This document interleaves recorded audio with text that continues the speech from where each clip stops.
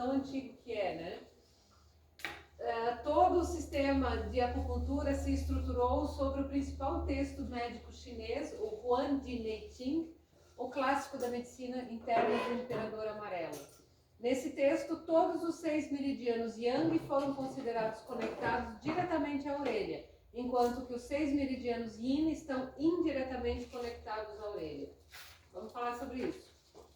O Roberto Pacheco falou para vocês lá naquela primeira aula online, foi perguntado os livros e materiais para estudar, e ele falou do Neiqing, ele falou do clássico da medicina interna do Imperador Amarelo. A gente vai ler, é filosofia. É filosofia pura. Se você quiser sentar numa cadeira de balanço e ler filosofia, é um livro para isso, tá? Mas ele não é prático no dia a dia, ele não é fácil de compreender, vamos dizer assim. É que nem a gente pegar aí livros de qualquer outra teoria e tu vai... O Bhagavad Gita, vai ler a Bíblia, é a Bíblia chinesa, isso aí. Então você tem que estar preparado, filosofar em cima, mas as respostas estão ali. Filosoficamente, o Bhagavad Gita tem todas as respostas dentro da medicina indiana, dentro da filosofia hindu, as respostas estão ali. Mas você tem que viajar, você tem que conhecer o contexto para ler isso ali. Tem PDF, fácil de baixar esse livro, você consegue ele em PDF para ter uma ideia, para ver o que é. E tem versões novas, tem edições novas desse livro, é bem fácil de achar. Foi você que mandou pra gente no grupo, na época lá da aula do professor Foi, Roberto? sim. Eu já tinha ele, quando ele colocou, quando ele falou daquilo, leia o Imperador Amarelo, até me deu uma coisa. Não posso me meter, não posso falar.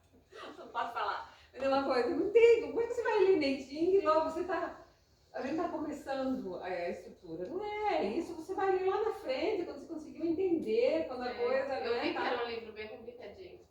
É filosofia chinesa, gente. Vai ler o Bhagavad Gita e vai ler a Bíblia, é a mesma coisa.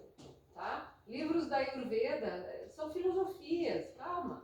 Tem um tempo para isso. Vocês vão ver que as respostas estão ali. Só que a gente tem que entender como buscar elas ali dentro. Não é assim. Aí falando de reflexologia, tá? A auriculoterapia reflexa. É por aí. A descoberta da reflexologia não pode ser atribuída a nenhuma cultura específica. Sabe-se que diversos povos utilizaram diferentes formas de trabalho de estímulo em diversas regiões do corpo. A mais antiga documentação que se tem notícia é proveniente do Egito. É o que todo mundo sabe. Faz uma massagem no pé, né? Massageia a mão da pessoa, isso é reflexa, porque temos os microsistemas. Pés são microsistemas, mãos são microsistemas, aurículo é microsistema, a face é microsistema, existem áreas relacionadas, a face é microsistema, a língua é um microsistema, o abdômen, você tem aqui toda a distribuição do abdômen por faixas, por áreas, é microsistema, você faz uma avaliação pelo abdômen, funciona também. Os órgãos genitais, tanto feminino quanto masculino, também representam um microsistema, tá? São todos vários pelo corpo, você pode pegar vários segmentos, as costas da gente, a coluna, né, representam o microsistema. Então você vai usar o recurso que você tem no momento para analisar. E é legal aqui olhar que mesmo antes do Paul Noguier falar daquilo que ele falou, ele sistematizou, ele escreveu, ele documentou. Então, mas não é uma coisa descoberta por ele. Por isso que eu tenho bronca daquela guria que fala tanto a verdadeira auriculoterapia. Ele só documentou conhecimento já sabido pela humanidade e ganhou os créditos por isso. Daí ele usou tecnologia e um monte de ciência. Show de bola, o cara ele fez, né? Ele evoluiu a técnica, ele botou ciência na técnica, foi fantástico o que ele fez. E aqui bem certinho a gente pode ver, ó, aquele homúnculo de antes, ó, os dentes, a mandíbula, a boca, quais são as regiões, né? A cabeça, a face vai subindo. Aqui eu tenho toda a coluna vertebral representada aqui dentro, né? Nessa área, a coluna. Aqui dentro os órgãos internos, vai subindo. Hormônios, mais nessa área daqui. Aqui você sobe com a coluna, vem subindo aqui, e aqui dentro tem a maior parte dos órgãos internos também, ó, útero, genitália, tá mostrando fora a genitália, o útero é aqui dentro, nessa partezinha. E aqui é tudo a representação, a cabeça embaixo e sobe. E a gente chega direitinho no lugar. Então, era uma vez na França, o Dr. Paul Noguier fez as pesquisas deles. Ele é um neurologista e neurocirurgião de Lyon. Hoje em dia, o filho dele, Rafael, é que toca a escola. E tu vê, é super novo, cara. O cara morreu há pouco tempo. Ele observou a ocorrência de uma cicatriz na orelha dos pacientes devido a uma cauterização na raiz da antiélix, que havia sido tratada com sucesso por uma curandeira de nome Madame Barran. Quando perguntados por ele, os doentes diziam que ter tido um alívio muito rápido da dor e que confirmava a existência de uma relação entre a cauterização da orelha e a sedação da dor. Quando a gente pesquisa, vê os cautérios usados na época, né, ferramentas de tortura. E aqui é essa região em que existia as cicatrizes e o pessoal tratava a dor ciática. Essa madame, essa curandeira, fazia o tratamento natural dela, que já era ancestral, que já tinha sido passado de gerações, ela fazia uma cauterização nessa área e a dor aliviava imediatamente. Aí ele começou a se ligar, porque era o método que a França conhecia na época. Ele se ligou disso tudo e foi estudar. E ele sistematizou, ele documentou. Então aqui tem um mapinha que é fácil de achar na internet também, que é a diferença entre as 3 escolas e a representação da aurícula brasileira. Tu vê como mostra diferente a colocação dos pontos, mais aqui no meio. Então, eu não sei, porque pontos de lóbulo, eles são muito poderosos dentro dos problemas emocionais. E aqui em cima nós temos todos aqueles pontos de órgãos internos, o útero e essa parte aqui em cima. E ela prevê diferente. Então, é uma forma diferente de estudar. Com certeza ela tem eficácia também. Mas é um outro olhar sobre a coisa. Nós vamos nos ater mais à versão chinesa mesmo. Porque ela parece que tem mais pontos, né? A chinesa. Sim. É? Uhum. Ela tem... Porque o Noguier só foi... Ele tem os protocolos, né? O Paul Noguier, dentro da francesa, ela tem os protocolos dele. E é fechado isso ali. E a francesa, a chinesa, tem o conceito de ashi. Os pontos ashi. Ashi ou ashi. Todo ponto de dor é um potencial ponto de acupuntura.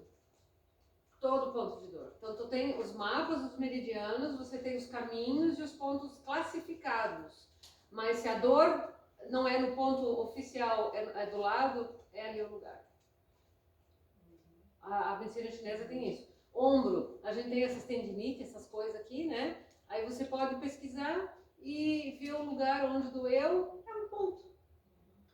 Põe o stipper que eu usei na Ivana, eram os últimos que eu tinha aquele dia, você põe ali. Mesmo que você não entende de meridiano, você não sabe o nome do meridiano que está passando ali, é o lugar esse. Aí você põe um cristal radiônico, põe o stipper coladinho em cima, toca para frente. Deixa até 5 dias ali em cima e a dor alivia. Esse é um conceito muito forte na medicina chinesa. Doeu é esse o lugar. Pontos ashi.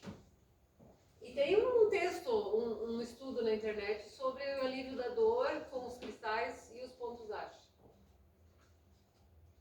Então, a visão francesa, que é a visão ocidental. Associações ocorreram pelos folhetos embrionários, endoderma, mesoderma e ectoderma, em neurofisiologia. O Dr. Noguier foi estudar essas coisas. Ele era médico neurocirurgião, gente. Foi um prato cheio para ele. O cara se divertiu um monte. E eu acho que ele fez uma contribuição fantástica. Porque foi a partir dele que foi aceito na medicina ocidental. Que parou de ser curandeirismo. Que parou de ser charlatanismo. Virou ciência. Foi através dele. Então é fantástico o trabalho que ele fez. A endoderme, por exemplo, a porção interna do folheto embrionário origina vias aéreas superiores, pulmões, diafragma, fígado, intestino, bexiga, vesícula e pâncreas. Para o Dr. Noguier, esses pontos reflexos são encontrados na concha da orelha externa, portanto, concha simba e concha cava. Nós vamos ver os locais. E já o coração e os rins, por serem oriundos da mesoderme, não teriam pontos relativos, como é visto na escola chinesa. tá? Coração e rins, diz ele, não teriam pontos, mas a medicina chinesa, coração e rins são fundamentais. Aí se você não sabe essa diferença, tu estuda uma escola e não sabe que tem outra visão, você vai criticar o terapeuta. Calma. Vamos ver que a coisa é muito maior do que sonha a vossa filosofia. Muita coisa ali. Aqui então tem os folhetos embrionários, é só uma ilustração para a gente ver como isso funciona. Esse tubo neural ali é aquele tubo, uma das primeiras coisas que desenvolve no feto é esse tubo neural aqui da coluna, que vem, porque a gente vê o feto pequenininho, é essa bolinha, né? É essa coisinha. Então esse tubo neural, das primeiras coisas que desenvolve. E ectoderma, mesoderma e endoderma é de onde vem do tubo neural, né? Da parte interna ou do meio, do mais interno. É fisiologia, tá? Quem tiver interesse de estudar isso aí, é em cima disso que o Dr. Paulo Nogueira era bom nisso, ele estudou e viu relação. Esse que é o legal, relação cientificamente comprovada. Aqui nós temos na aurículo francesa a representação oficial e a história do homúnculo, né? De como ele está representado ali. Isso é só ilustração mesmo para a gente ver como está andando o raciocínio do Paul Noguier. O mapa francês, que vocês podem ver que é diferente do chinês, e tem ali as frequências, tá? Que é o aparelhinho que a Brigitte tem. Que tem as frequências das áreas, tá? Você precisa de mais recurso. Você precisa comprar um aparelho. Quanto está custando, Brigitte, sabe? Não lembro. Mas Não, deve estar em torno de uns R$400, mais ou menos. Você já precisa investir mais. Assim a gente trabalha com uma semente, uma tampa de caneta, a gente trabalha com outro recurso. Mas tem. E também você não erra. Se você sabe a técnica, não tem erro. Tu vai seguro ali.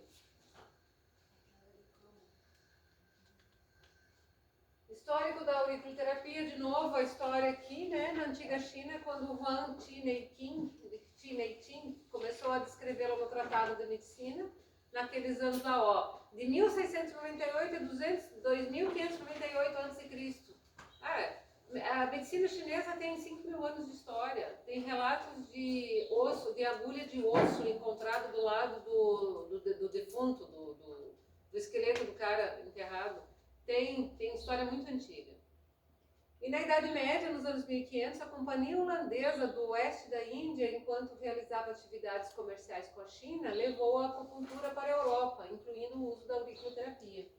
E a acupuntura começou a ser conhecida mundialmente desde o século XVI, através dos jesuítas. Entretanto, somente no século passado é que adquiriu uma grande difusão. E em 1927, regressa da China Georges Solier de Morin, que é o cônsul francês em Pequim, fundador em Paris da Sociedade Internacional de Acupuntura. Então, esses cônsules que trouxeram para o mundo ocidental, oficialmente, né? Na França, no ano de 1950, o Dr. Paul Noguier, então, neurologista, desenvolveu a frequência das cicatrizes da orelha de pacientes que haviam sido cauterizados para aliviar a sua dor do nervo ciático.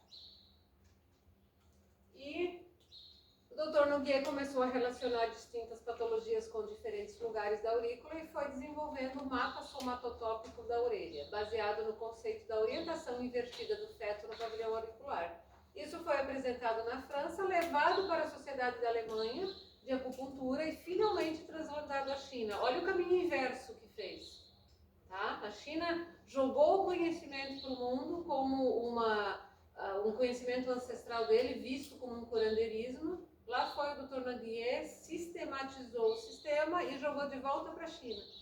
Nos Estados Unidos, nos anos de 1980, um estudo duplo cego da Universidade da Califórnia verificou estatisticamente a veracidade do aurículo diagnóstico, relacionando áreas específicas de elevada dor, com um incremento na atividade elétrica da orelha, áreas do corpo com alguma disfunção podiam ser corretamente identificadas na aurícula. Houve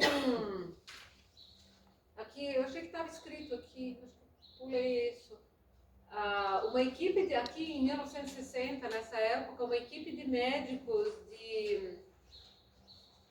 do exército chinês. Eles fizeram a contraprova do Dr. Noguier. foram pesquisar, eles não aceitaram essa história. E foram pesquisar e comprovaram que funciona. Então a própria China aceitou. Mas para eles, a veracidade e a eficácia da auriculoterapia francesa. Mas para eles não era necessário separar, porque para eles tudo é acupuntura. Eles não tinham essa visão de microsistema da orelha isolada do corpo, porque eles trabalham num todo. Então por isso que assim incomoda um pouquinho a verdadeira auriculoterapia. O chinês já sabia disso.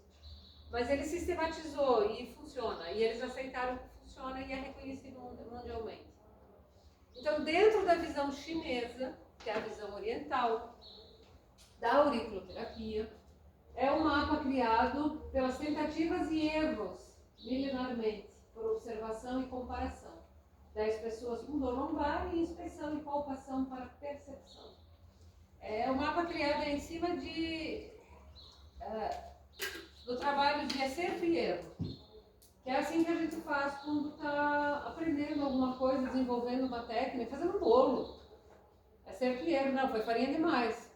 Eu tenho que mudar essa receita que tem muita farinha. E assim eles desenvolveram a medicina chinesa ao longo das eras, ao longo dos anos.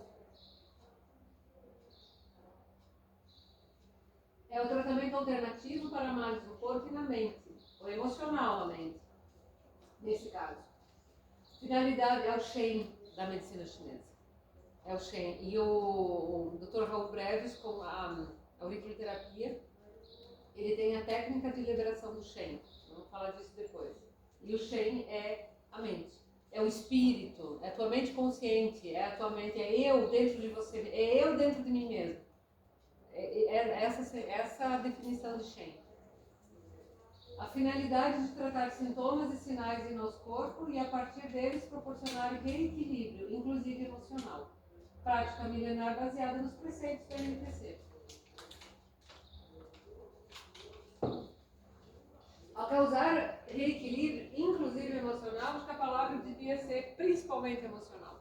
Porque na dúvida, você atue primeiro nos pontos emocionais.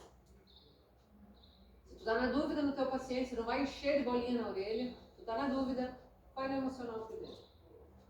Tá? Metafísica, outros ensinamentos que a gente teve aí, outras coisas, vai diminuir a ansiedade desse teu paciente, acalma o sono dele, regula essa área, essas aflições, e depois você pode ver o que sobra para tratar daquela gastrite dessa pessoa, dessas dores. Aí vamos para a parte mais física. Vamos falar um pouco dos fatores patogênicos da medicina chinesa. Adoro. Medicina chinesa. Vocês lembram que foi falado já nas outras áreas? Vamos rever, é importante. Vamos rever isso. É teoria, mas é muito importante, porque e esses conceitos a gente realmente só vai absorver, internalizar, apreender isso no momento em que a gente tiver muito contato com eles. Porque não é nosso de berço. Há relatos em que o médico chinês, Tibete, por exemplo, eles viviam naquelas montanhas, né? O neto saía, porque o avô estava na cama, o neto descia dias de caminhada, descia toda aquela montanha para encontrar o médico no vilarejo. E o médico fazia o diagnóstico e tratava, ou mandava fitoterapia, mandava as orientações para o avô lá em cima, através da energia do neto que trazia a informação. E o tratamento funcionava. Aqui dizem que vamos usar outro nome para isso, né? Mas existe todo esse conceito energético dentro da medicina chinesa.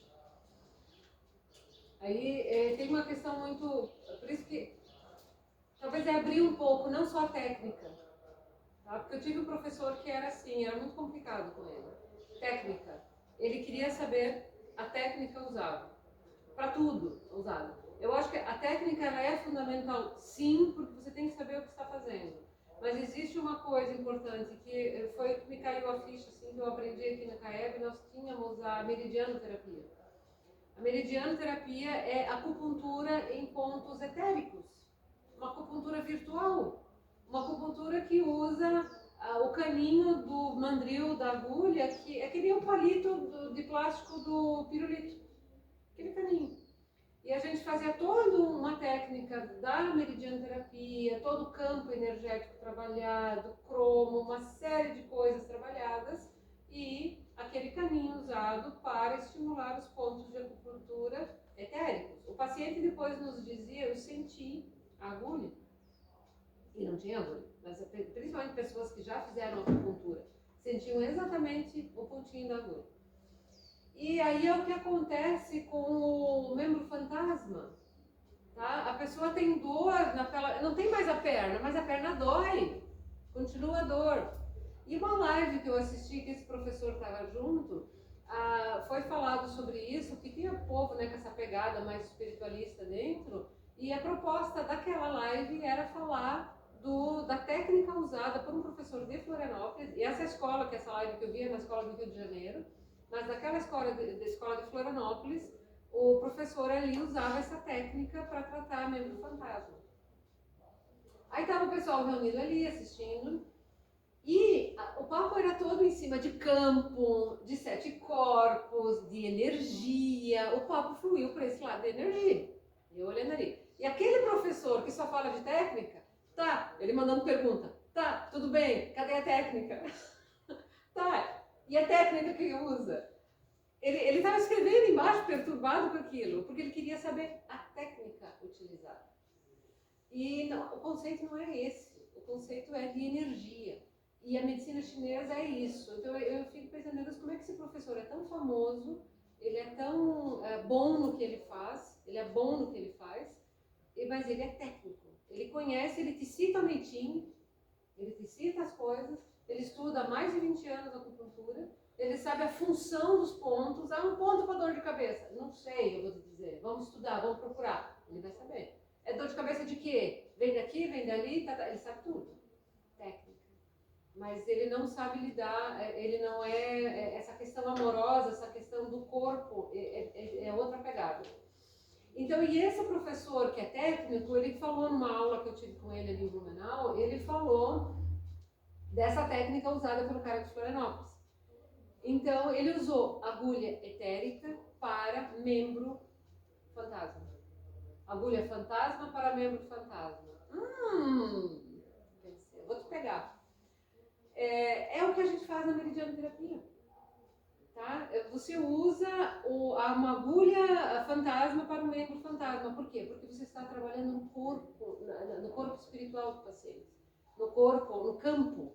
Tá? Você pode dar o nome que você quiser para isso. Biocampo, aura, 7 corpos, perispírito, o nome que tu quiser, conforme a teoria que você está estudando. Mas é todo esse campo. Tá? É essa energia desse campo que você está manipulando. Então você pode usar, pode tentar. Faltou a mão, falta o braço da pessoa, dor no membro fantasma, você pode usar acupuntura reflexa, usar o outro lado, a outra orelha, para atingir o que está aqui. Ou você pode usar pontos desse lado mesmo, aqui.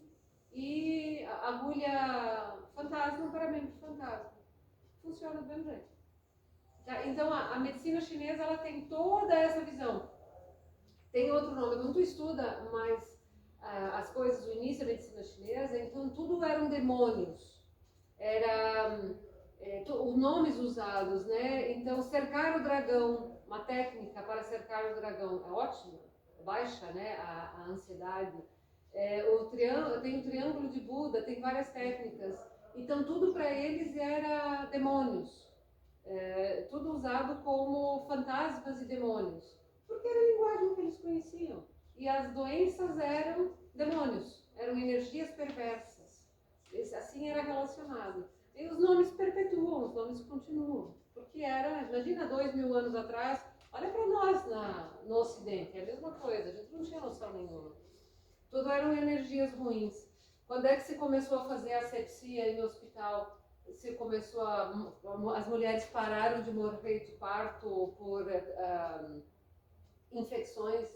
A Ivana não está aqui, ela é enfermeira.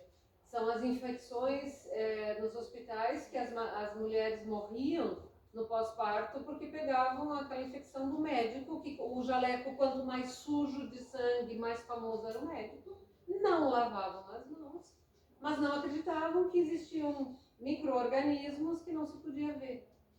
Eles achavam que eram energias perversas que estavam ali. Tem um livro, se vocês quiserem ler, que eu li, fui comprar, A Medicina dos Horrores. Fantástico, eu emprestei com a Juscelia, tá com ela. Ela nem lembra que tá com ela, porque ela, imagina, ela não leu, garanto. A Medicina dos Horrores conta a história do médico que fez aquele Listerine, que é aquele enxaguante bucal, né, Dr. Lister.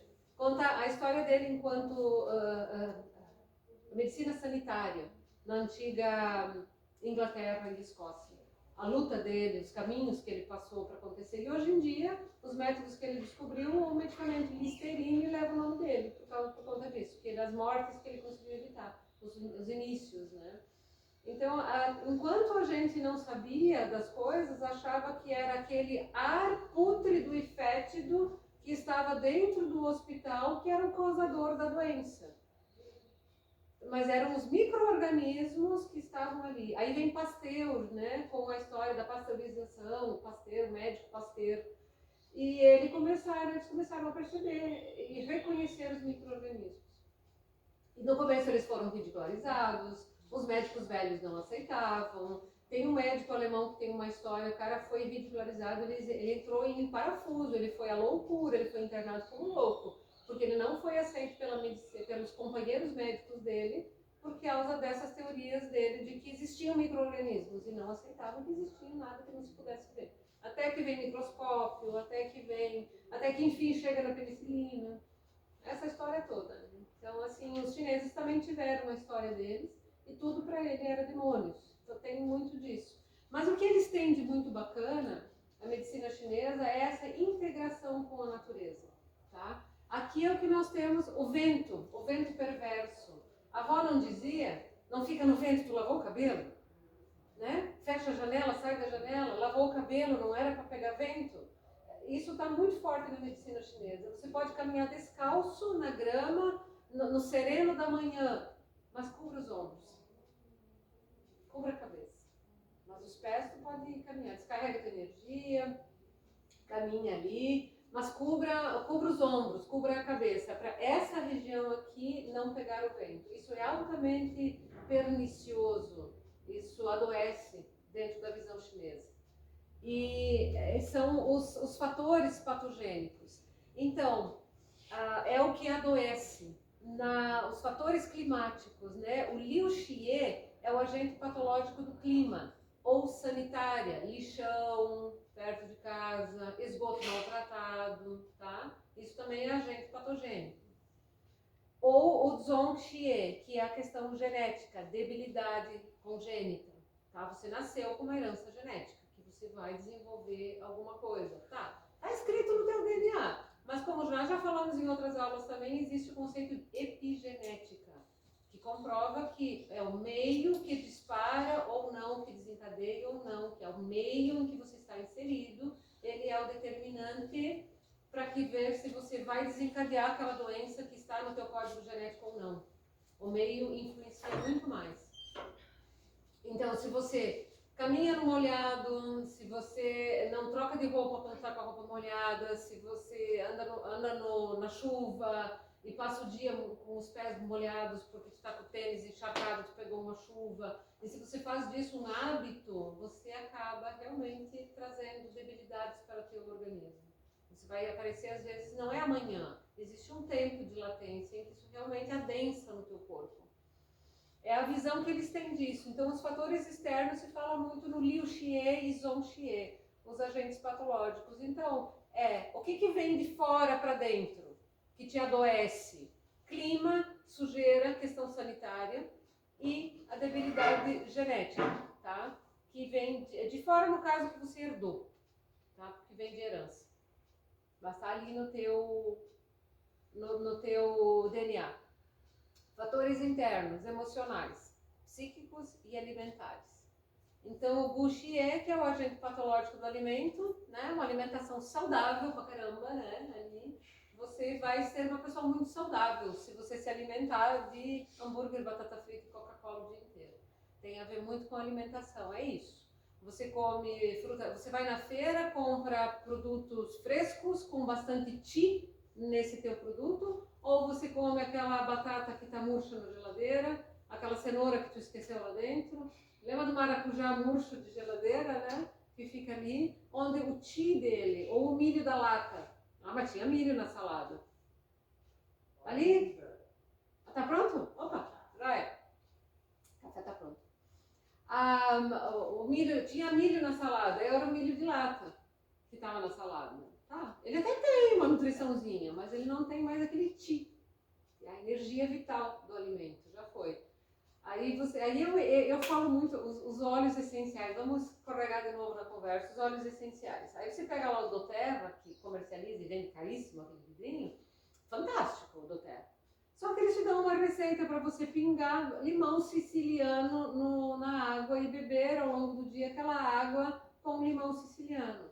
Tu não tem um pé de limão na esquina? Não tem, pode roubar da vizinha, sabe? Não tem ali atrás. Você deixa apodrecer o teu limãozinho ali para comprar o doTERRA porque é chique, ou não sei porquê, ou porque disseram para fazer. Assim, tem coisas que não dá para entender. Ele é um óleo essencial, tem as propriedades dele, é fantástico. Mas o Ti tá lá, naquele limãozinho, naquele pezinho no fundo do quintal. É esse recurso que a gente tem que aprender, né? Usar direito e não ir lá comprar Coca-Cola. Eu li uma reportagem ontem. A Coca-Cola está de bronca com o... Meu Deus, existe um documento no Brasil, do SUS, da saúde aí do governo, que fala na alimentação, meu Deus, eu tinha que achar aquilo, é um protocolo de alimentação no Brasil, e o Brasil é reconhecido internacionalmente como tendo uma alimentação saudável, porque o prato brasileiro é o quê? Feijão, arroz, 2 rodelas de tomate, uma folha de alface e uma mistura. Tá? Essa é a comida do brasileiro. E é extremamente saudável. Tem tudo ali dentro. Tu tem ali uma mistura, um bife, um ovo frito, o que for, ou não tem, e isso é a comida brasileira. E a Coca-Cola tá de bronca com isso, porque é muito saudável, tá quebrando. A gente diz, não beba Coca-Cola. Tá quebrando eles não estão vendendo como gostariam, tá diminuindo a riqueza deles. Vocês não viram, acho que foi o Cristiano Ronaldo, que puxou a garrafinha de Coca pro lado, pediu água. Isso foi o suficiente para despencar as ações da Coca-Cola, com essa atitude simples dele. É isso, a gente não precisa disso. É legal de vez em quando para agitar o estômago, no fim de semana, se comeu demais, show. Usa como remédio, tudo bem. Mas é essa alimentação do dia a dia, é esse o problema. E a gente já sabe disso. E o Shen Xie é o agente patológico do espírito. Esse filminho das emoções, né, ela é a tristeza. A tristeza ela é necessária do nosso corpo, no nosso dia a dia, no nosso entendimento. A tristeza faz parte. Se tirar a tristeza, nós vamos viver em euforia, nós vamos perder a noção e vamos bagunçar tudo.